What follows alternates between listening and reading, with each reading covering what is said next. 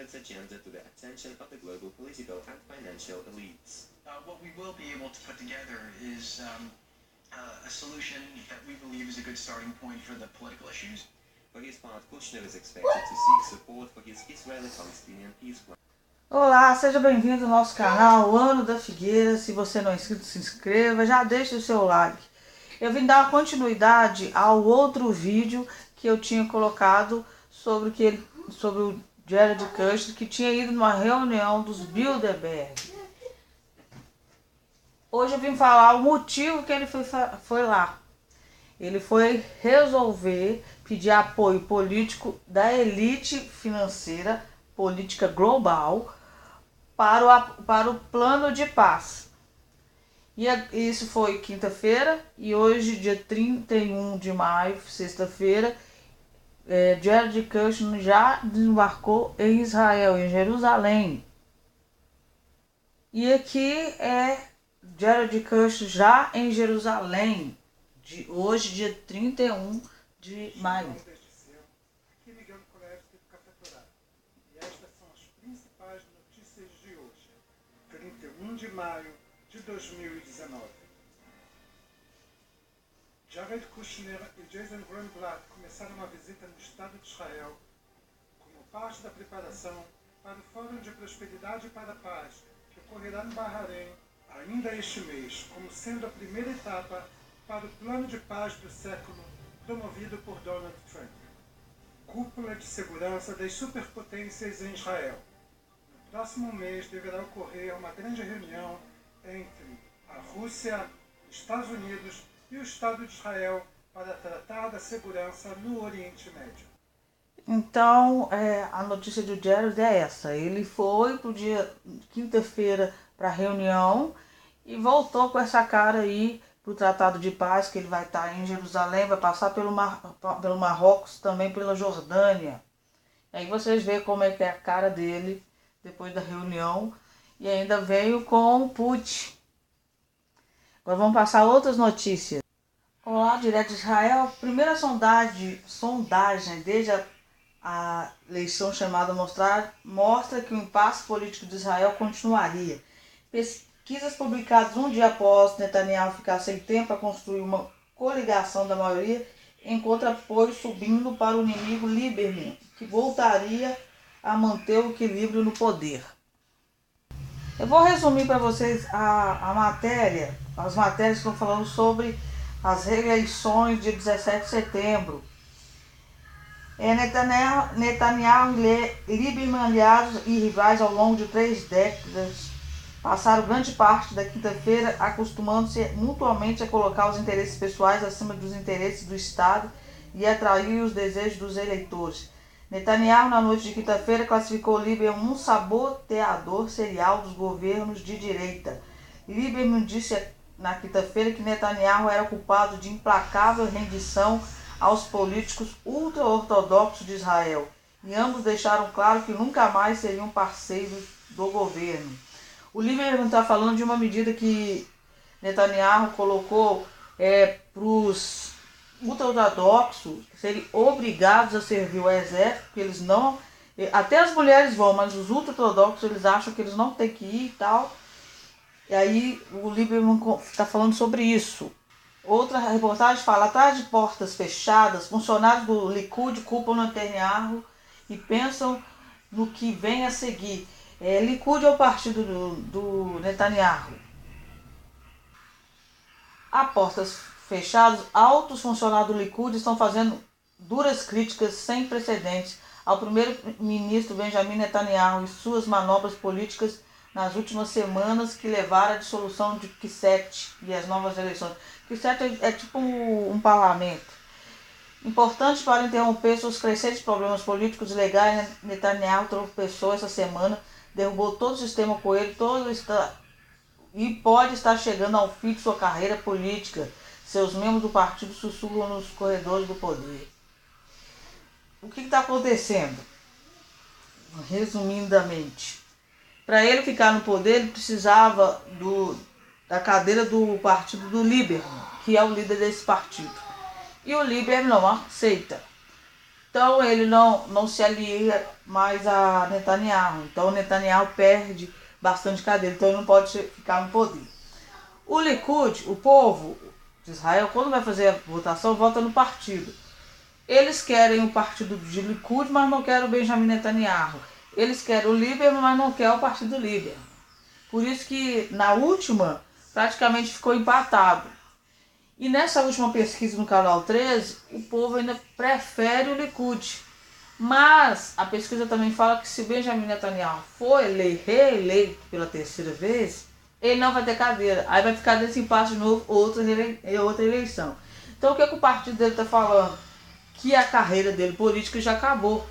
Talvez eles estejam se reunindo para apontar um outro líder para o partido. Para que quando tiver as próximas candidaturas, né, seja outro e não o Benjamin Netanyahu. E as outras reportagens falam do Netanyahu com seus problemas legais. Reportagem na TV, os problemas legais de Netanyahu aumentam uma vez que o Congresso não vai aceitar aquilo que ele estava pedindo, que era ficar imune a ser preso. Nessa reportagem aqui do Israel 7.000 anos, parlamentares israelenses aprovaram a dissolução do parlamento na quinta-feira, colocando o país a caminho de uma segunda eleição em meses após o fracasso das negociações entre o Likud, o partido do primeiro-ministro Benjamin Netanyahu e outros partidos, e formar uma colisão de governo antes do prazo estabelecido para a meia-noite do dia anterior. Em abril, Netanyahu parecia estar com seu quinto mandato encaminhado depois de seu partido. O Likud conquistou 35 das 120 vagas do Knesset, embora ele possa ser indiciado em 3 casos de corrupção. Ele nega qualquer má conduta e acusa seus adversários de promover uma caça às bruxas. O Likud falhou na tentativa de obter uma coalizão para formar governo em Israel. Com isso, o parlamento do país aprovou por 74 votos a 45 a dissolução da casa e a convocação de novas eleições. O novo pleito acontecerá em 17 de setembro, 5 meses depois da última votação em abril. Benjamin Netanyahu precisava de 65 votos para impedir a convocação das novas eleições. Ou seja, o próprio partido dele fez essa dissolução para uma nova candidatura aí, novas eleições. Aonde eu parei? As negociações, entretanto, fracassaram devido a um antagonismo com o Partido Nacionalista de Israel Beitenu e os movimentos ultra-ortodoxos sobre a isenção do serviço militar para estudantes de escolas talmúdicas. O tratamento diferencial é considerado injusto, já que em Israel todos são obrigados a prestar serviço militar. O líder do Beitenu, Avigdor Lieberman, liderou o gabinete de Netanyahu entre 1996 e 1997 e foi ministro da Defesa do seu governo em 2018.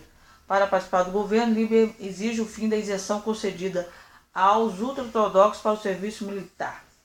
Na segunda, dia 27, ele afirmou no Facebook que não tem intenção de renunciar aos princípios do seu partido, o Likud. Então o designou como inimigo político. Uma última notícia que eu queria trazer para vocês, também do Israel 7.000 anos, que eu acho muito importante, é o seguinte: líderes da União Europeia concordam em escolher novo senhor ou senhora Europa no próximo mês. Em Bruxelas, líderes da União Europeia realizaram um primeiro confronto nesta terça-feira sobre quem deve se tornar o próximo chefe da Comissão Europeia, com um prazo curto para chegar a um acordo sobre os principais empregos do bloco e uma meta de destinar metade deles para as mulheres. A chanceler Angela Merkel ficou chateada com o presidente francês Emmanuel Macron por ter demitido o candidato preferido de Berlim, um parlamentar alemão e de centro-direita Manfred Weber, enquanto os 28 líderes nacionais da União Europeia estavam negociando a portas fechadas sobre a nova liderança do bloco para os próximos 5 anos. A chave para mim é que as pessoas nas posições mais sensíveis compartilhem o nosso projeto e sejam as mais carismáticas, criativas e competentes possíveis, disse Macron a repórter sobre a repórter após a cúpula em Bruxelas. É importante para mim ter equilíbrio de gênero, a qual nomeamos 2 homens e 2 mulheres, acrescentou. Então a Europa vai ter a candidatura, né, uma eleição para o novo senhora Europa, né, para comandar o bloco da União Europeia. O que está sendo colocado lá na Europa, que o Macron é um forte candidato também, que ele ainda tem muitos simpatizantes, embora ele tenha criado esse mal-estar com a chanceler da Alemanha, que é a principal aliada da França. Então, mês que vem nós temos eleições na Europa, em setembro nós temos eleições em Israel, e não sei se vocês sabem, mas está tendo uma crise política também nos Estados Unidos.